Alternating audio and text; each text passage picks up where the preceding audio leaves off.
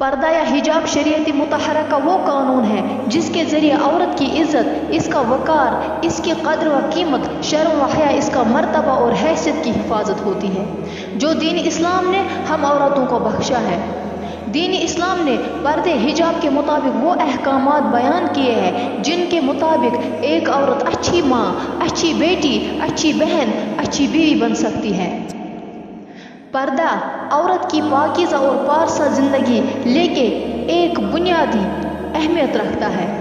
لیکن دور حاضر میں کچھ لوگ اس پردے کی اہمیت کو مٹانا چاہتے ہیں۔ صرف پردے کی اہمیت کو نہیں بلکہ قرآن شریف اور مسجدوں کو بھی اٹیک کیا ہے، یہاں تک کہ پورے دین اسلام کے خلاف لڑنا شروع کیا ہے۔